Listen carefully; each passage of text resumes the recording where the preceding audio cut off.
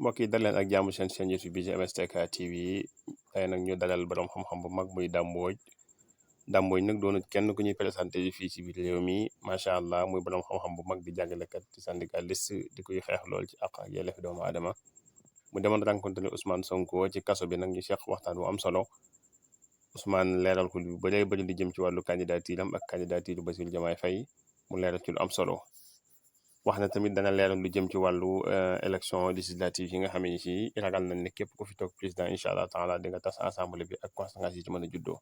kon nag daam ñu ngi lay bàyyi xel bu baax. maanaam assemblée bi arrangé wu kenn mooy assemblée boo xam ne toutes les conditions sont réunies pour dissoudre parce que arrangé wu benn parti donc dès le 31 juillet parce que conformément à la constitution suñ defee 2 ans mën nga leen dissoudre te 31 juillet dañuy am 2 ans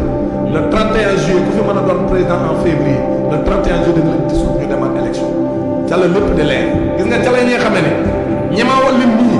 ñoo xam ne seen i député ñu ngi ko am ci turu Ousmane Sonko loolu nag Ousmane Sonko du nekk député koo ci jël ci ñoom muy député taxaw yi parce que bu ñu la nee Khalifa Sall am na 13 députés Khalifa Sall daa mën a def élection am 13 députés fu koy jël 13 députés mais yàggatul xam nga mais maa ngi ko seet nañ amoon ñu bëri parce que maa ngi ko taxaw Sénégal c'était avec Malick Gakou ak ñoom ñëpp ah waaw dégg nga li ma la wax mënuñu am 13 députés Khalifa Sall bu demalee boppam moom kese ci élection législative mënta am 7 députés fu koy jël waaw léegi nag nañ nag ba incha allah loolu lépp coow li jël élection législative yàggatu c' est peut-être dans quelques mois parce que quelques mois après les présidentielles incha allah dinañ def élection législative waaw waaw bu ñu ko dissoudre sax la loi dit que da ngay def 3 mois pour mën a préparer les élections mais li leen daal mooy ñu bëri ñoo xam ne actuellement ña nga yore seen i groupe parlementaire à l' assemblée. bu ñu fi demaatee élection législative xoolal mun ñu am sax 5 députés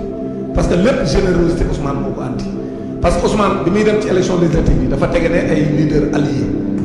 ak ay leaders yu bokk ci moom Pastef ñu waroon a nekk ay responsables à l' assemblée nationale nekk fa ay députés mu tegale mais ndax générosité parce que Ousmane c' est pas le pouvoir qui l' intéresse loolu nag ñu bëri nag dañ doon dafa naïf c' était pas de la naïveté mais Ousmane dafa am yéene gis nga bu ànd ak yow. moom sa personne ne l'intéresse pas mais ce qui l'intéresse aussi mooy que ñu liggéeyal Sénégal moom li mu gisoon rek mooy coalition boobu bu ñu ko amee ñu créé benn dualité au niveau de l'Assemblée dina gën a tax ñu gën a mën a liggéey bu ñu amee majorité mooy gën pour que ñu imposer la cohabitation loolu moo nekkoon ci bopp. et ça avait marché même ça avait marché le début maintenant bu woon ak dañ saboté parce que ñu dem ba ci biir après jaaroon na normal mais Ousmane Sonko tey kon heure bi day fekk moom mooy nekk peut-être président de l'Assemblée nationale wala ka koy nekk moom moo koy tànn mais nag ay nit ñoo dem tappale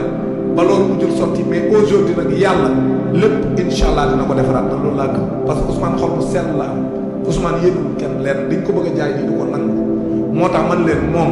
néewul du mus a am plan B mais actuellement day xeex jusqu'au bout kon moo tax actuellement tegagul benn plan B actuellement dafa rek lancé parrainage bu Bassirou Diomaye Faye loolu la ma wax loolu lañ waxtaanee démb loolu du lu ma nit dégg ay wax ju leer nañ la maag toog man ak Ousmane Sonko mu wax ma dégg mu ne ma daam ma ne ko mu ne ma man je suis candidat wax naa ko parti bi du ma ci dellu ginnaaw aujourd'hui y a rien qui s'oppose à ce que ñun ñu tànn ku ñu neex mu nekk suñu candidat te actuellement man la parti bi tànn comme le candidat. ok maintenant nag j'ai lancé le parrainage de Bassirou Diomaye parce que Bassirou Diomaye am na sax loolu Ousmane wax na ko fi ñu toog nee na Bassirou Diomaye c'est quelqu'un boo xam ne wax dëgg yàlla man lépp lu ma mën ci pàcc c'est un profil boo xam ne profil type la bu Pastef donc Bassirou Diomaye am ko mën a wutu la daal. waaw nee na moom waaw non moom sax waxul wutu mais dañuy Bassirou Diomaye dafa am des compétences yu leer yoo xam ne amul dara lu koy mën a tee occuper toutes les responsabilités yi parti bi war a jox kon nag su ma ko tànnee dama ko tànn teg ko ci dayo bi mu am ak xam-xam bi mu am ak posture bi mu am ak valeur yi muy incarné mun yooyu yëpp day fa dajaloo ci moom te tëbuma tëb rek tànn dama ci waxtaan ak ay kilifa yu bëri ci parti ñu tàkkoon na Bassirou Diomaye maintenant nag tànn boobu ma ko tànn c'est pour mu dajaleel ñu suñuy parrainage maanaam génne ko ay mag ko def léegi nag maintenant étape bu ci toll loolu wax dama ko dama étape bu ma ci toll la ma war a def dinaa ko def muy tànn ci li ma ci war a def kon li ñuy wax réel dama même yow ni ma la doon consulter ci décision yi may jël dinaa ko ne étape bu ma ci toll naa la ci laaj sa xalaat parce que Ousmane day déglu ñëpp décider noonu lay décidé Ousmane Sonko moo leen ko fii mooy décidé nag ñi nga seqal ngay laaj man àgg nañ foo xam ne day décidé di ma laaj am na yeneen leader yoo xam ne décidé leen di laaj mais nag sax man des fois ma digal ko dara man ci législative digal naa ko même si par après gis naa la ko digaloon maanaam mais digal naa ko loo xam ne bu ko defoon baaxul. yow loo ko digaloon ni si laaj. non loolu romb na daanaka wax naa sa plateau mais man. li ma doon bu doon xëccoo ci Dakar. waaw loolu boo ko waxoon. te ko Dakar bokk na ci li ma ko waxoon. waaw xëccoo Dakar boobu mënut a dem nga teg parce que man jàpp naa ne Dakar boobu ko joxe loolu aussi position la ma doon tey yàlla may parce que gëm naa man ni Ousmane Sonko comme tegoon Dakar yaay gi Barthélémy Dias mënul baat Ousmane Sonko à Dakar loolu leer naa la yàlla xam bu ñu bu Barthélémy Dias nekkoon candidat ànd ak Khalifa Sall Ousmane Sonko nekk candidat Dakar joxe Ziguinchor Ousmane Sonko gañ Dakar lu leer laa leen kenn du ko wér Barthélémy Dias mënul baat Sonko à Dakar